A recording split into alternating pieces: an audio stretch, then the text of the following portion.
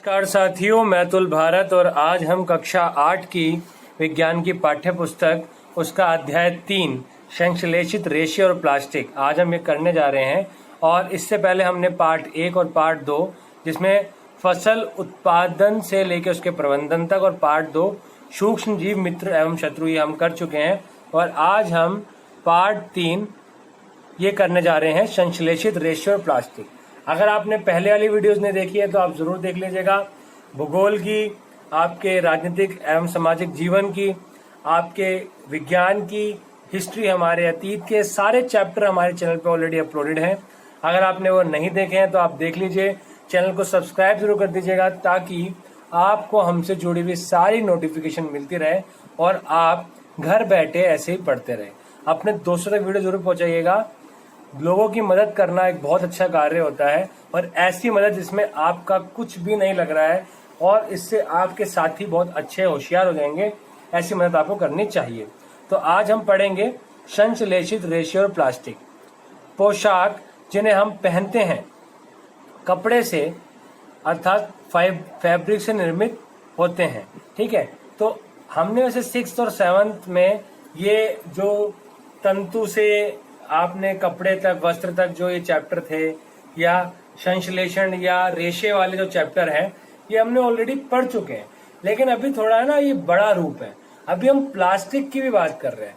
तो जो संश्लेषित रेशे हैं और प्लास्टिक कि प्लास्टिक का निर्माण भी कैसे होता है, आज हम इसके बारे में भी पढ़ेंगे। तो हमने बाकी कृत्रिम कपड़े तो हमने पढ़े थे, तो अब हम कुछ और भी चीजें इसके अंदर पढ़ेंगे कि पोशाक जिन्हें हम पहनते हैं कपड़े फैब्रिक से निर्मित होते हैं। कपड़े प्राकृतिक अथवा कृत्रिम स्रोतों से प्राप्त रेशों से बनाए जाते हैं। आपको पता है फाइबर्स जो होते हैं, ठीक है, रेशे जो होते हैं उसके द्वारा बनते हैं।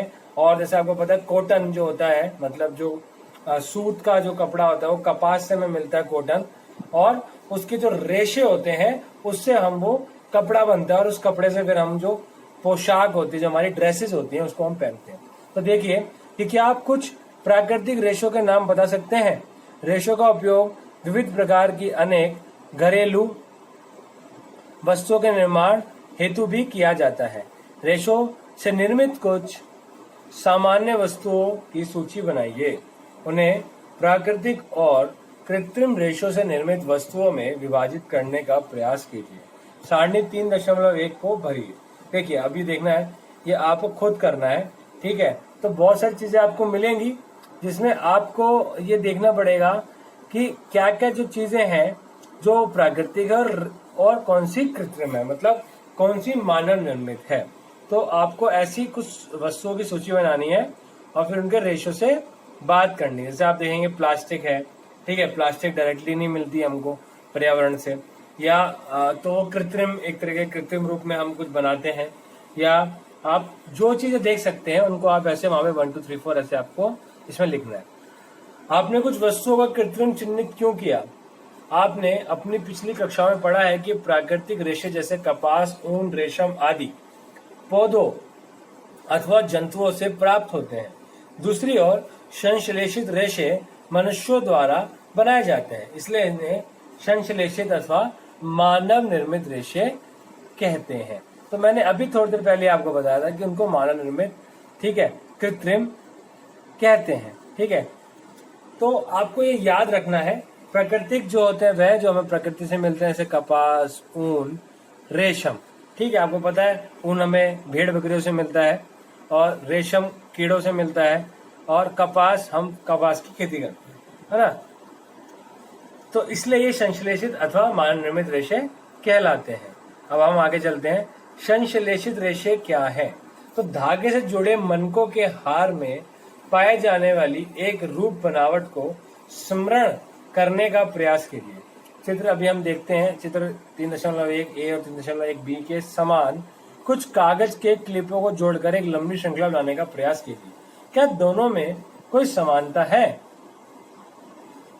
मन के कागज के क्लिप जोड़कर बनाई गई श्रृंखला। आप यहाँ पे देखो, आप खुद देखो कि यहाँ पे क्या लगता है आपको, क्या समानता दिख रही है इसमें, इन दोनों में क्या समानता है। आप देखो, आई समझ में। एक संचलित रेशा भी छोटी इकाइयों को जोड़कर बनाई गई एक श्रृंखला है। प्रत्येक छोटी इकाई वास्तव में एक रासायनिक पदार्थ है।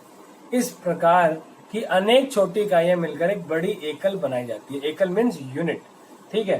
तो अब आप ये देखेंगे कि इकाई जो होती है वो हमारी क्या होता है, यूनिट्स होती है। और वह क्या बनता है, मतलब छोटी छोटी जो आप देखेंगे कि जो छोटी छोटी इकाइयों से मिलकर जो बड़ा एक जो चीज मिलती है उसको हम एकल इकाई कहते हैं, जो बहुलक अंग्रेजी में पॉलीमर कहलाती है। पॉलीमर शब्द ग्रीक भाषा के दो शब्दों पॉली तथा मर से मिलकर बना है। पॉली का अर्थ है अनेक तथा मर का अर्थ है भाग अथवा इकाई, मतलब बहुत सारे अनेक भागों से बनकर जो बनाई हुई जो इकाई होती है उसको पॉलीमर कहते हैं। अतः एक पॉलीमर या बहुलक बहुत सी इकाइयों के दोहराने से बनता है। अब आप याद रखना रेशे, ठीक है। रेशे क्या है हमारे, रेशे एक तरीके से हमारी इकाई है, ठीक है। रेशे से बनता है क्या, हमारा पॉलीमर। बहुलक बहुत सारे रेशों से बनकर क्या बनता है, बहुलक, ठीक है। और बहुलक के बाद क्या बनता है, जो भी हमें कपड़ा या जो भी हमें अंतिम रूप में चीजें प्राप्त होती है।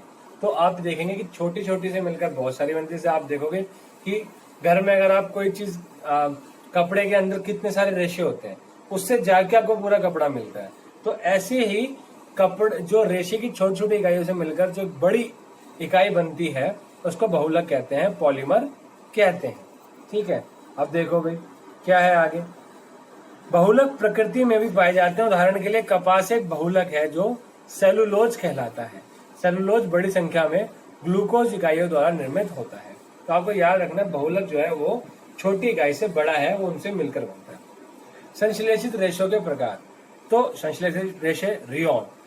आपने कक्षा 7 में पढ़ा कि रेशम कीट से प्राप्त किया जाता है, मतलब कीड़ों से मिलता है। कीट का मतलब कीड़े। इसकी खोज चीन में हुई थी, ये भी हमने पढ़ा था। और इसे लंबे समय तक एक कड़ी सुरक्षा में गोपनीय रखा गया, मतलब लोगों से छुपा के रखा गया, बताया नहीं गया कि कैसे ये तरकीब है, कैसे बनता है। रेशम रेशे से प्राप्त कपड़ा बहुत महंगा होता है, परंतु उसकी सुंदर बुनावट ने प्रत्येक व्यक्ति को मोह लिया। तो रेशम को कृत्रिम रूप से बनाने के प्रयास किए गए और 19वीं शताब्दी के अंतिम छोर पर वैज्ञानिकों को रेशम समान गुणों वाले रेशे प्राप्त करने में सफलता प्राप्त हुई। इस प्रकार का रेशा काष्ठ लुगदी के रासायनिक उपचार से प्राप्त किया गया। यह रेशा रियोन अथवा कृत्रिम रेशम कहलाया। देखिए संश्लेषित जो रेशे हैं, जो अभी हमने बात कर रहे हैं, जो एक तरीके से आर्टिफिशियल है, ठीक है, कृत्रिम है, मानव निर्मित है, वह कैसे बनते हैं, संश्लेषित करना उनको, संश्लेषण करना उनका तो मनुष्य करता है उसको अपने रासायनिक चीजों के द्वारा। तो जैसे इसमें बताया गया कि रेशम सिल्क के इन्होंने क्या किया, सिल्क का एक तरीके से विकल्प ढूंढा। तो क्योंकि सिल्क बनने में आपको पता बहुत टाइम लगता है, ठीक है, कीड़ा अपना कोकून बनाएगा, उसको सब आप निकालोगे, वो करोगे। उन्होंने एक तरीके से रासायनिक बनाया और उसके लिए जो बना तो ये रेशा काष्ठ लुगदी के रासायनिक उपचार से प्राप्त किया गया। काष्ठ लुगदी अर्थात लकड़ी, है ना, काष्ठ मतलब लकड़ी के लट्ठे जो होते हैं। और ये रेशा रियोन कहलाया। रियोन मतलब आर्टिफिशियल रेशम, आर्टिफिशियल आपका सिल्क। यद्यपि रियोन प्राकृतिक स्रोत काष्ठ लुगदी से प्राप्त किया जाता है। देखो रियोन तो प्राप्त तो, लेकिन जो प्राकृतिक स्रोत से किया जाता है, काष्ठ लुगदी से प्राप्त किया जाता है, लकड़ी से प्राप्त किया जाता है। यह एक मानव निर्मित रेशा है क्योंकि डायरेक्ट नहीं मिलता, ठीक है। तो ये कैसा है, एक मानव निर्मित रेशा है। ये रेशम से सस्ता होता है, परंतु इसे रेशम रेशों के समान बुना जा सकता है। इसे रंगों की कई किस्मों में रंगा जा सकता है।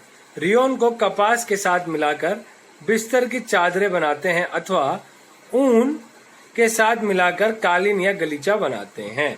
तो आपको पता लगा कि कालीन गलीचा देखो यहाँ पे रियोन के साथ में, मतलब ओरिजिनल जो है वो रेशम नहीं है, यहाँ पे रियोन है, ठीक है। और ऐसे चीजें बनाई जाती है, चादरें वगैरह बनाई जाती है, रियोन निर्मित कुछ वस्तुएं, ठीक है।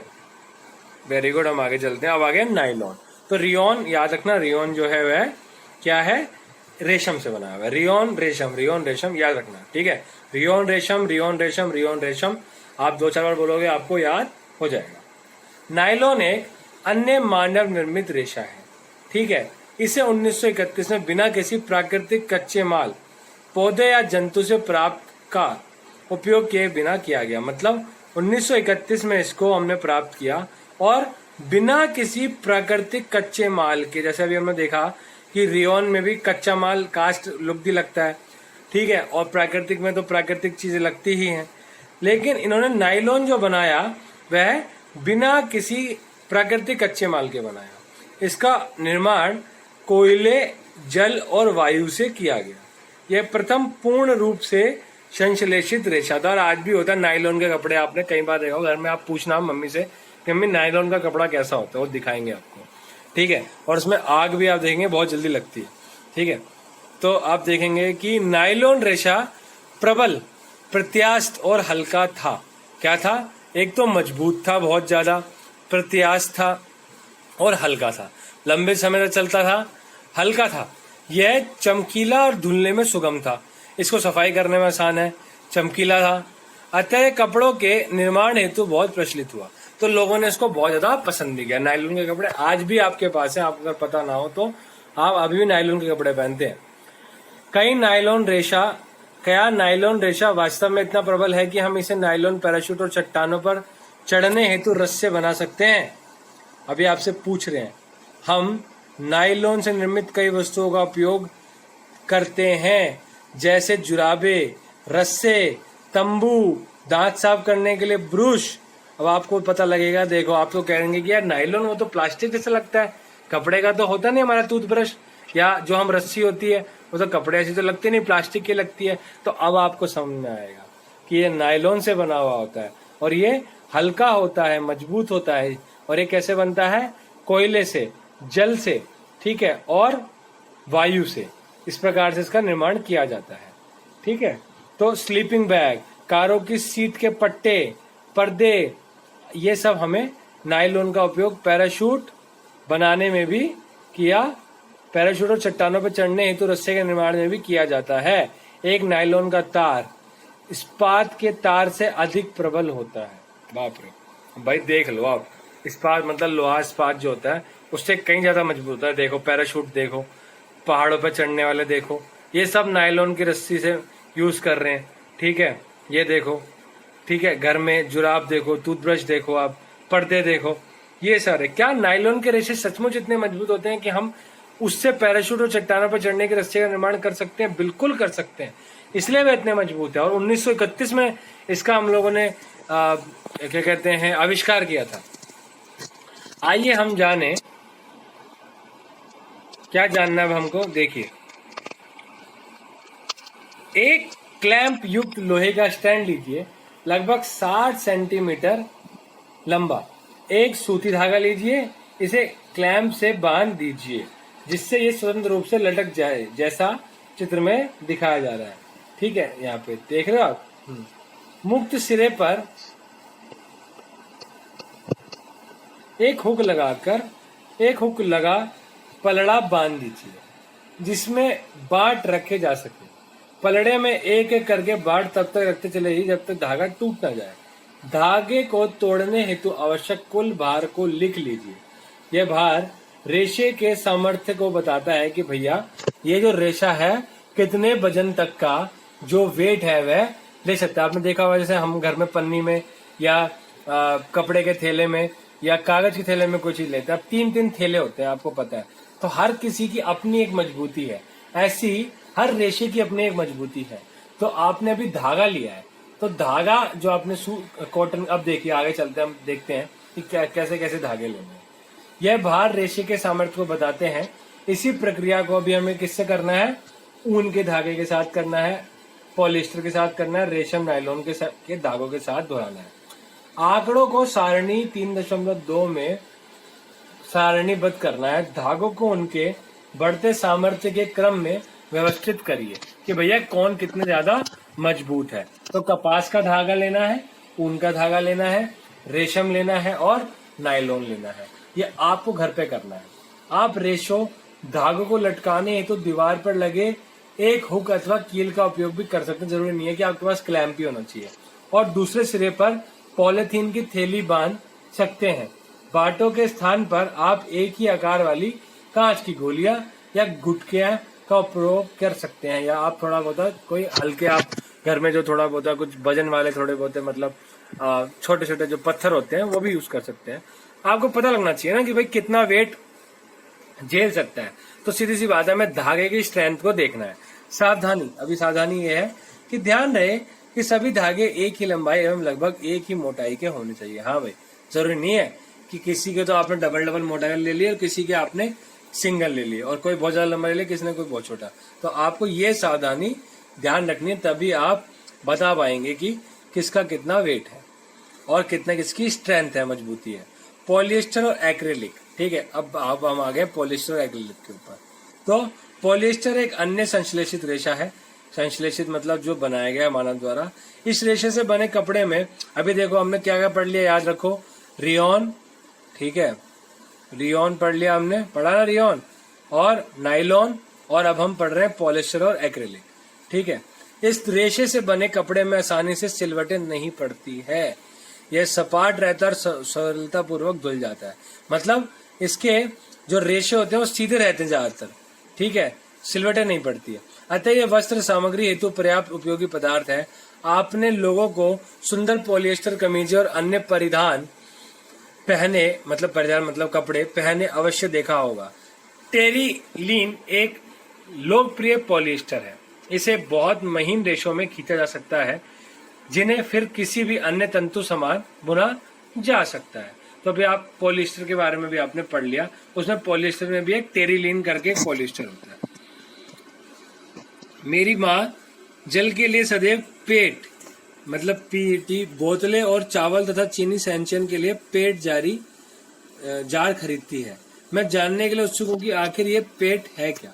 तो अभी हम देखेंगे। पेट पॉलीएथिलीन टरथेलेट एक बहुत सुपरिचित प्रकार का पॉलिएस्टर होता है, ठीक है।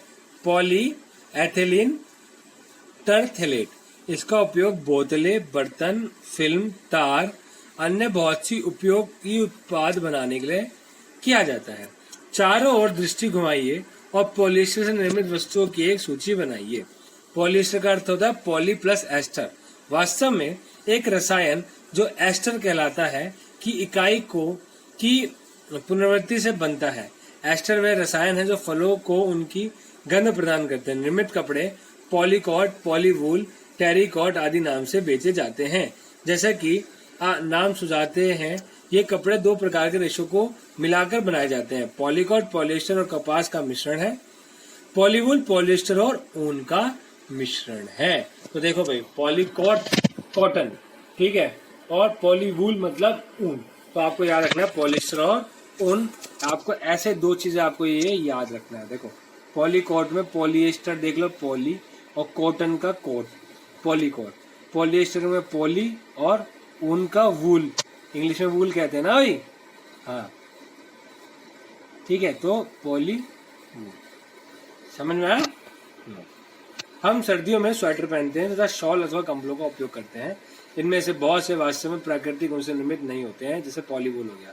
यद्यपि वे ऊन के सदृश दिखाई देते हैं, ये अन्य प्रकार के संश्लेषित रेशे तैयार किए जाते हैं जो एक्रेलिक कहलाते हैं। मतलब अब ये नकली ऊन की बात भी हो गई।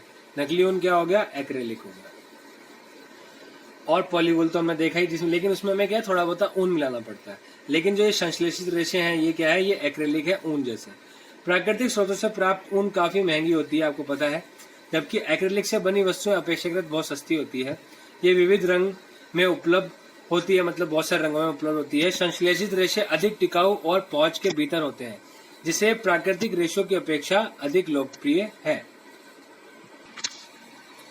अब आप देखेंगे कि आप पूर्व में प्राकृतिक रेशों को जलाने का क्रियाकलाप कर चुके हैं। क्रियाकलाप 3.6 कक्षा 7 में हमने देखा था, ये पार्ट 3 के अंदर। यदि आप संश्लेषित रेशों को जलाने का प्रयास करें तो आप पाएंगे कि इनका व्यवहार प्राकृतिक रेशों से भिन्न है। आप ये भी पाएंगे कि संश्लेषित रेशे गर्म करने पर पिघल जाते हैं। देखो भैया, क्योंकि वो एक तरीके से प्लास्टिक मतलब एक रासायनिक पदार्थ है ना, जैसे प्लास्टिक पिघल जाती है ऐसे। तो अभी आप देखोगे, लेकिन जो प्राकृतिक होते हैं उनको आप गर्म भी कर दोगे तो मतलब गर्म होने पे आग पे तो जल जाएंगे, लेकिन गर्म होने में ऐसे पिघलते नहीं है। ये वास्तव में संश्लेषित रेशों का एक हानिकारक गुण है, ठीक है, मतलब एक नुकसानदायक गुण है उनका। यदि वस्त्रों में आग लग जाती है तो ये बहुत आपदाजनक हो सकता है। कपड़ा पिघल जाता है और पहनने वाले व्यक्ति के शरीर से चिपक जाता है। अतः हम प्रयोगशाला अथवा रसोई घर में कार्य करते समय संश्लेषित वस्त्र नहीं पहनना चाहिए, ठीक है। मानव निर्मित संश्लेषित हमें ऐसे पॉलिएस्टर, नायलॉन, रियोन, ठीक है, पॉलिएस्टर, एक्रेलिक वगैरह हमें कपड़े नहीं पहनने चाहिए। अब मैं समझी कि मेरी माँ रसोई घर में काम करते समय पॉलिएस्टर से बने वस्त्र क्यों नहीं पहनती है। अब आपको समझ में आया। सभी संश्लेषित रेशे पेट्रोलियम मूल के कच्चे माल जो पेट्रो रसायन कहलाते हैं से विविध प्रक्रमों द्वारा तैयार किए जाते हैं।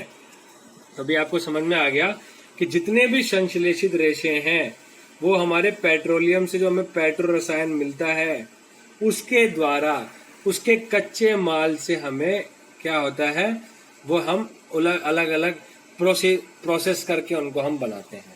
तो संश्लेषित रेशों के गुण धर्म हम अगले चैप्टर में करेंगे। ये वीडियो यहीं तक के लिए है। आपको बहुत अच्छा लगा होगा जरूर, मुझे लगता है, क्योंकि मुझे बहुत अच्छा लगा आप लोगों के साथ में टाइम बिताकर और ये सब पढ़ाकर। तो आपने देखा कि संश्लेषित रेशे, उनके गुणधर्म, उनके गुणधर्म तो हम पढ़ेंगे अभी, लेकिन थोड़ा सा हमने व्यवहार देखा कि वह पिघल जाते हैं और सस्ते होते हैं, रासायनिक चीजों से बनते हैं। रियोन जो है वह रेशम का संश्लेषित वो है, मतलब उसके जैसा है और आर्टिफिशियल है, संश्लेषित रेशा है। पॉलिएस्टर, नायलॉन की रस्सियां वगैरह का देखा आपने। पॉलिएस्टर के बारे में आपने देखा कि इसमें सिलवटें नहीं पड़ती है। और आपने एक्रिलिक के बारे में देखा कि वो एक ऊन जैसा ही संश्लेषित कपड़ा है, रेशा है, ठीक है। तो आपने यहाँ पे चीजें देखी, ठीक है। तो ऐसे कपड़े जो कृत्रिम ऊन की तरह है, ऊन जैसे लगते हैं लेकिन वो रसायनों से बनाए गए हैं, वह एक्रेलिक कहलाते हैं। तो ऐसे ही आपने बहुत सारी चीजें हमने पढ़ी और बहुत अच्छा चैप्टर रहा ये। अभी हम नेक्स्ट में ये गुण धर्मों के बारे में पढ़ेंगे कि कैसे कैसे होता है। मेनली इसमें आई थिंक प्लास्टिक के बारे में ज्यादा हमें जानने को मिलेगा। तो मैं खुद उत्सुक हूँ नेक्स्ट वीडियो के लिए, और हम नेक्स्ट वीडियो में मिलेंगे। आप यहाँ तक रहे, आपको बहुत कुछ समझ में आया होगा। आपको वीडियो कैसी लगी आप जरूर बताइएगा।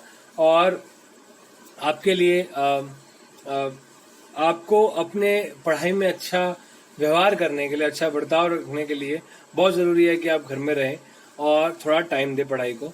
जितना ज्यादा आप पढ़ाई को टाइम देंगे उतना ही ज्यादा आपको अच्छा महसूस होगा और आप अच्छे से अच्छा कार्य कर पाएंगे।